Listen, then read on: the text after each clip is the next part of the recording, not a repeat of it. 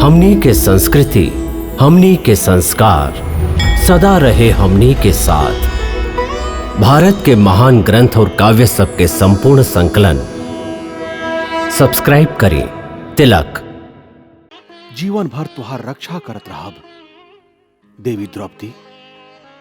वचन देत हैं द्वारकाधिपति, एकरा के निभाइब भी। अवश्य निभाइब। पांचाली, आज से हम तो के अपन छोट बहन मानत हैं और वचन देत हैं कि कौनो सहायता खातिर जब भी हमरा के याद करबू त हमके ओही क्षण अपना लगे पैबू। कृष्ण कृष्ण कृष्ण कृष्ण कृष्ण चक्रधारी, कृष्ण कृष्ण कृष्ण कृष्ण दुख शोकहारी।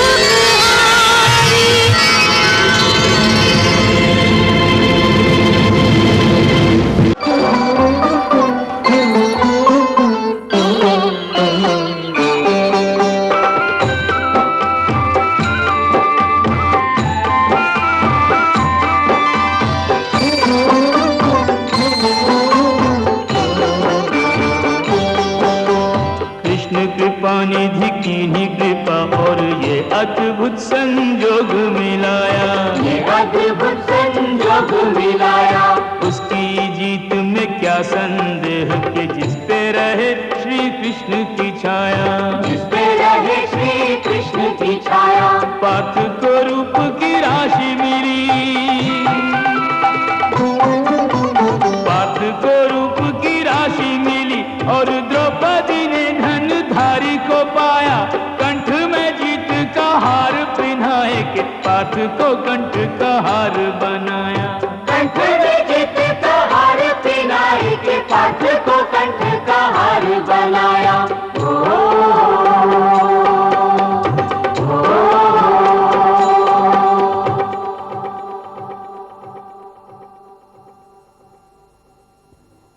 ब्राह्मण कुमार की जय, ब्राह्मण कुमार की जय, ब्राह्मण कुमार की जय हो, ब्राह्मण कुमार की जय हो, ब्राह्मण कुमार की जय हो, ब्राह्मण कुमार। नाई हमार अपमान हा। ई ब्राह्मण हम लोग के तिरस्कार कैले बा। ई मक्कार हा। हाँ, मारा मारा मारा एकरा, मारा मारा मारो एकरा, मारो। आप लोग शांत हो जाएं, शांत हो जाएं। नकुल, सहदेव जी, अब हम लोग के यहाँ रुके के कौनो काम नहीं खे। चला भीम, तू अर्जुन की रक्षा खातिर यहाँ रुका। जी भैया, चला।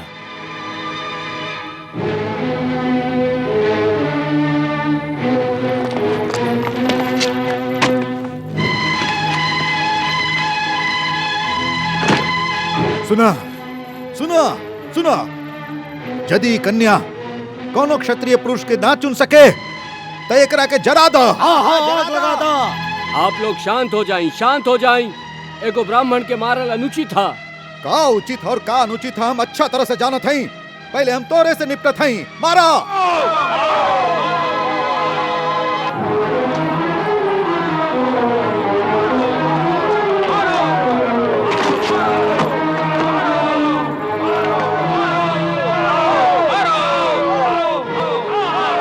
रुक जा, बहुत हो गई।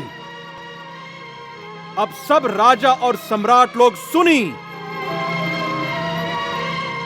ई तेजस्वी कुमार धर्म के अनुसार अपना वीरता का परिचय देके ए भरल सभा में द्रौपदी के अपना बाहुबल से जितलन हा।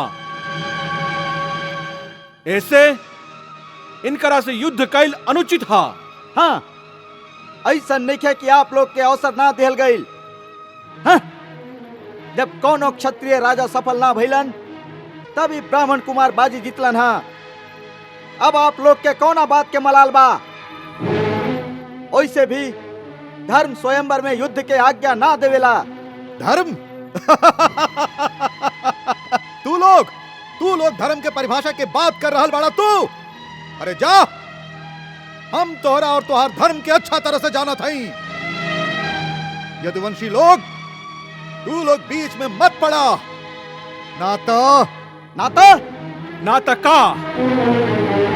नाता का कर लेवा तू एक कुमार के। अब केहू अगर एक कदम भी आगे बढ़ौलस तो ओकरा पहले हमरा से युद्ध करे के पड़ी। समझ गए तू लोग?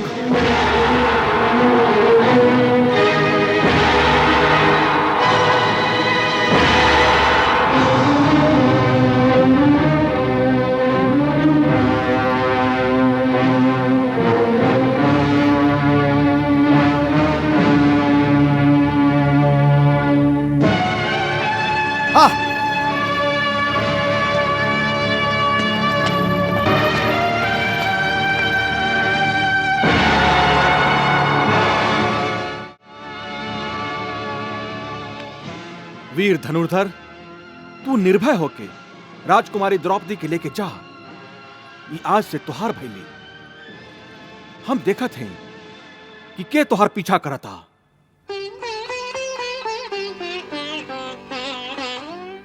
आज आप हमार प्राण के रक्षा कैली, एकरा खातिर हम आपके प्रणाम करत हई और जीवन भर आपके आभारी रहब केशव, जीवन भर।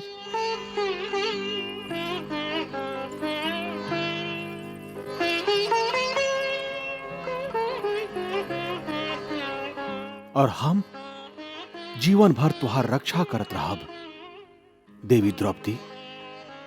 वचन देत हैं द्वारकाधिपति, एकरा के निभाइब भी। अवश्य निभाइब। पांचाली, आज से हम तो के अपन छोट बहन मानत हैं और वचन देते हैं कि कौनो सहायता खातिर जब भी हमरा के याद करबू त हमके ओही क्षण अपना लगे पैबू।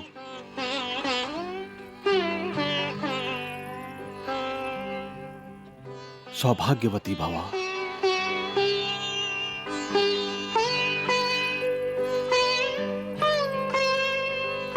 सखा कौन ते, हम तो के यहाँ आते ही पहचान गए रही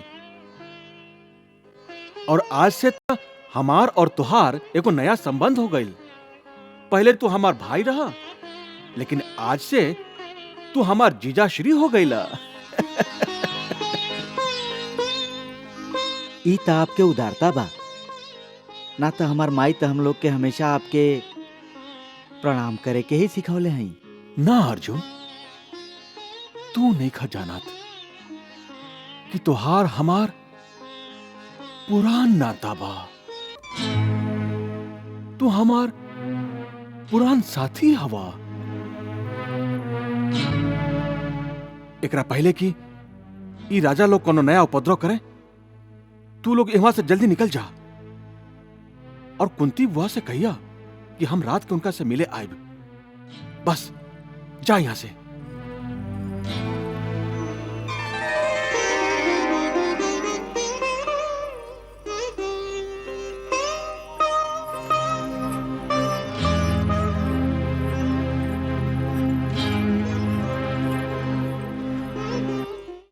अब हम दांव पे कुछ भी ना लगा सकेंगे। ना ना सम्राट, ऐसन भी कंगाल ना भइल हैं आप।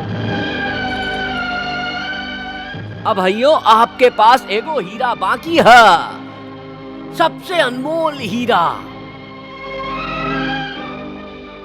ना, हमरा पास कौनो हीरा नहीं खे। हाँ सम्राट, हाँ। पांचाली द्रौपदी। मामा जी,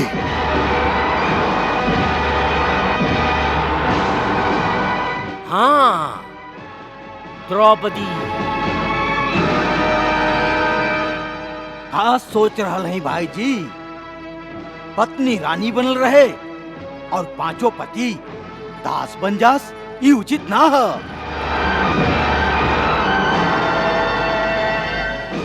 आप द्रौपदी के भी दांव पर लगा दी। यदि जीत गई नी तो राज पाट सब आपके, और यदि हार गई नी तो जहाँ 5 पति दास बन गईलन उहे पत्नी भी दासी बन जाई।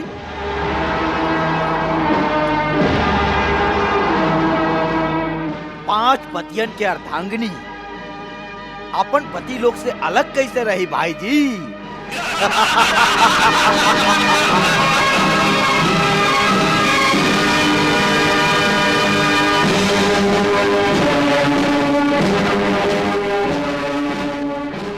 खेली सम्राट युधिष्ठिर अपन अंतिम दांव, आर या पार।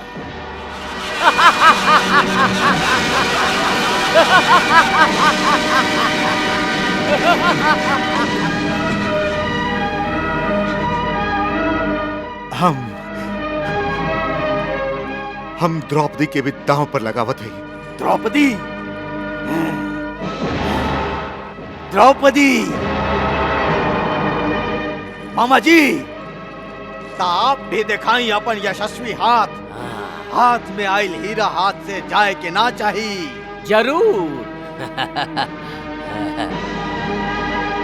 मामा जी, हाँ। 12 मामा जी, 12 मामा जी। हाँ जरूर मिली भगीना, जरूर। मामा जी 12, मामा जी 12, मामा जी 12 मामा जी 12। जरूर मिली भगीना, जरूर मिली। मामा जी 12।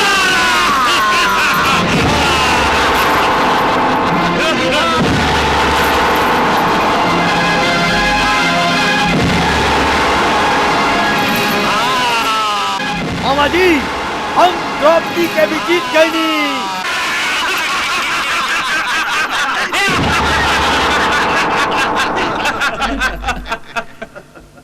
प्रतिहारी, आज्ञा युवराज। जा प्रतिहारी, हमार सर्वश्रेष्ठ दासी द्रौपदी के हमरा सामने उपस्थित होके के आदेश दा। जे आज्ञा युवराज।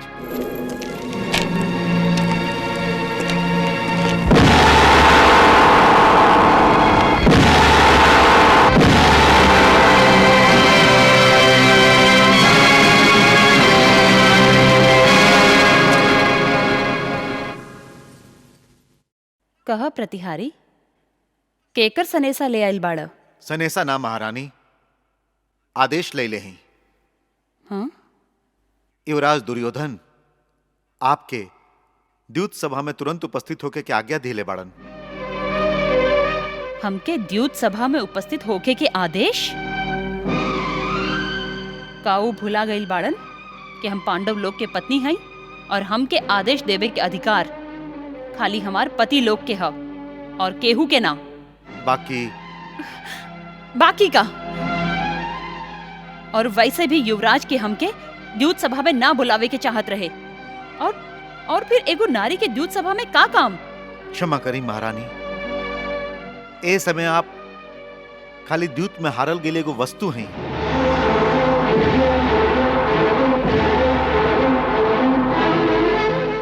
और ऐसे आपके भी द्यूत सभा में जीते वालन के हवाले कल जाई। प्रतिहारी, हम कौनो निर्जीव वस्तु ना है कि हमार स्वामी बदलत रहे। हम एगो स्त्री हैं, स्त्री, धन ना। और फिर धर्मराज हमके दाव पर लगैली ही काहे? वो ऐसे कि वहां अपन सगरे धन, सगरे संपत्ति, सेना, शस्त्र और अपन चारों भाई लोग के हारे के बाद अपना आप के भी दांव पे लगा दिले रहे। कहा? पांचों भाई दांव पर लग गईलन और वहां हमके भी दांव पर लगा दिले। ई द्यूत होत रहे या युद्ध? वहां के तो बुद्धि भ्रष्ट हो गई रहे, अपना आप के हार गईली। बाकी वहां के हमके दांव पर लगावे के का अधिकार रहे?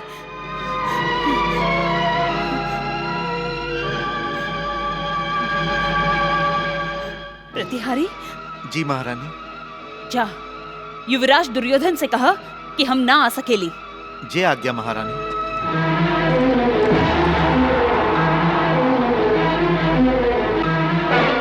ना आ सकेली? एगो दासी के इतना हिम्मत धीरज रखा भगीना, थोड़ी का धीरज रखा। हाँ।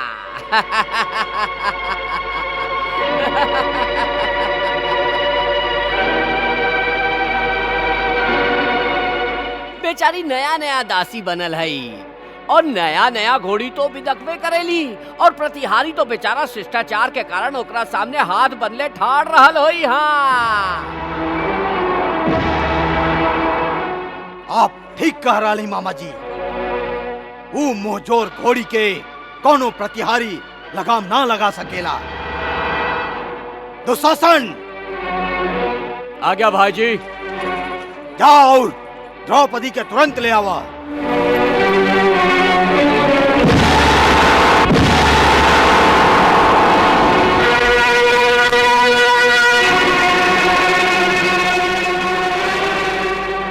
यदि वहां आवे से मना करे तो होकर बाल के लगाम समझ ला। जे होरी वो लगाम के तू खिंचबा, ओ होरी द्रौपदी घोड़ी के तरह घिसियात रगड़ात चल आई। जा। जे आ गया भाईजी।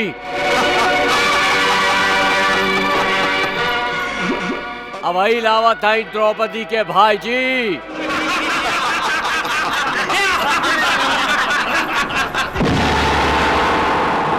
दुशासन,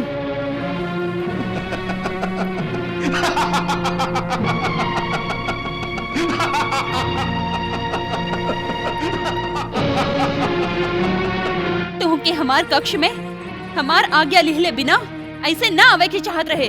आज्ञा लेके तू अपना आप के समझेलू का? तू खाली एगो दासी हो, खाली दासी। और दासी के कक्ष के द्वार अपन मालिक लोग खातिर दिन और रात हमेशा खुलल रहेला। मालिक जब चाहे अपन इच्छा से बिना आज्ञा लिहले आ सकेला, समझ लू? दुशासन, दुशासन, हम तोहार भाभी भी हई, तोहार बड़ भाई के पत्नी हई और तू तो हमार छोट देवर बाड़ा और तोहरा खातिर हम तोहरा खातिर माई समान हई, माई समान। माई समान कब होना? तू खाली हमरा खातिर एगो दासी हो और कुछ भी ना। इतना अनादर, इतना अपमान। जे दूसर लोग के आदर और सम्मान ना देवेलन उनकर भाग्य में अपमान ही हो खेला। तू भी केकरो अपमान दूसर के सामने कैले हो और आज तोहार अपमान भरल सभा में सबके सामने होई। चल। दुशासन, दुशासन, छोड़ा हमार हाथ, छोड़ा हमार हाथ। चल। छोड़ा हमके, हमार हाथ छोड़ा, छोड़ा, छोड़ा हमार हाथ, छोड़ा हमार हाथ। दुशासन कुछ तो सोचा, इस समय हम एक वस्त्रा हैं। दुशासन छोड़ा हमार हाथ। ता तू ऐसे ना मनबू ना। बहुत छकावत रहू ना। छोड़ा हमार हाथ। बहुत गुमान है तो के अपना आप पर। अब तो हारी लगाम हमार हाथ में हा। छोड़ा दुशासन। देखा था छोड़ा। कैसे भागेलू तू। दुशासन। भागेलू कैसे तू। छोड़ा। चल चल हमरा संगे। हम कहता है चल। चल अंदर। छोड़ा। हम कहता है चल। चल। चल। चल अंदर। छोड़ा। दुशासन छोड़ा हमके।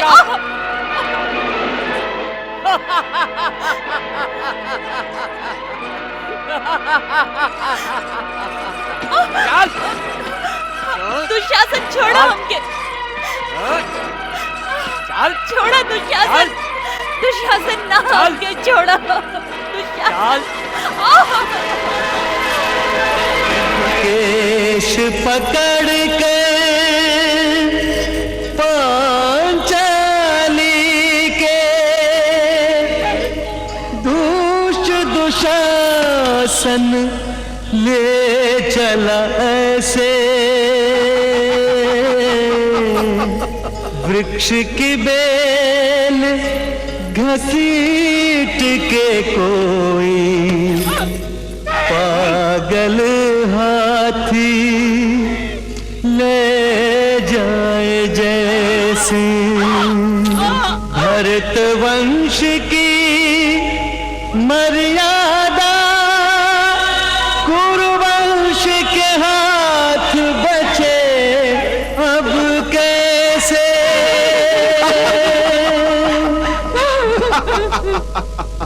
भरत वंश की मर्यादा गुरु वंश के हाथ बचे अब कैसे, एक वसन से ढांप के तन को लाज बचा रही जैसे तैसे, एक वसन से ढांप के तन को लाज बचा रही जैसे तैसे।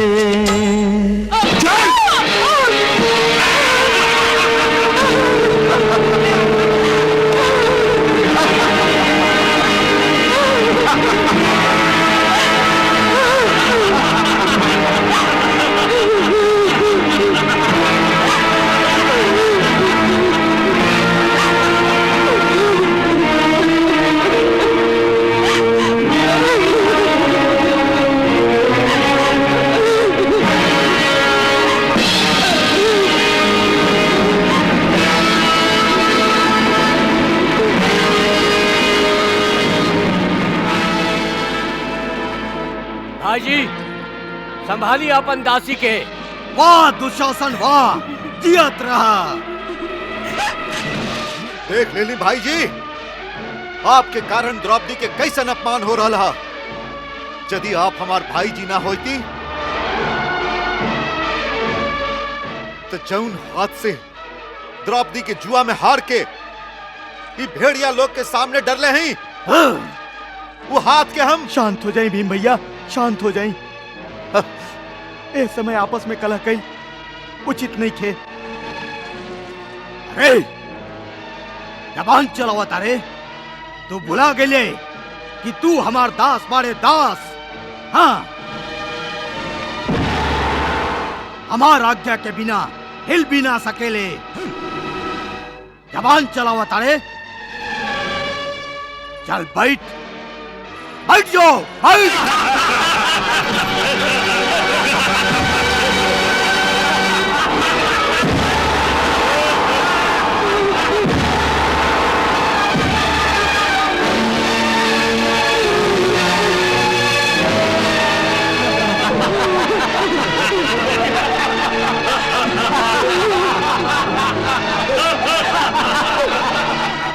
तो के एगो दासी के अपमान के चिंता है ना, बाकी अपन स्वामी के मान सम्मान के कोनो चिंता नहीं खे। हम बतावत हैं कि मान सम्मान का हो खेला और दासी के अपमान का हो खेला। दुशासन का सोचा तारा, आज्ञा के पालन होखे।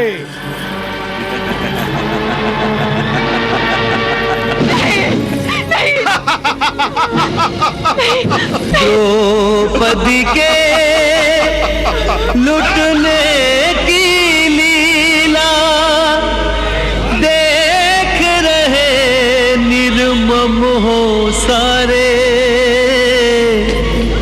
जिन पर था अभिमान वो बैठे दास बने निज से बस हारे।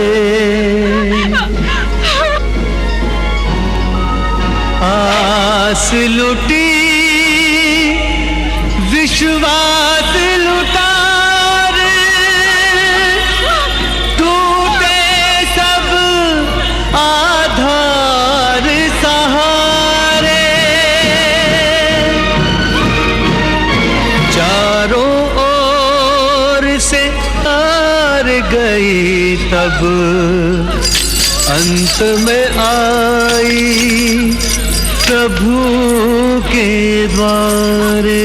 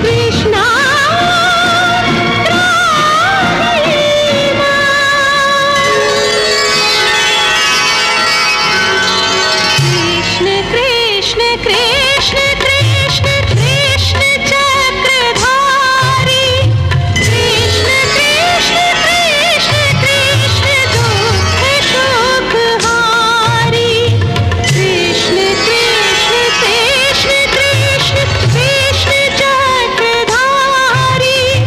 कृष्ण कृष्ण कृष्ण कृष्ण दुख शोक हारी कृष्ण कृष्ण कृष्ण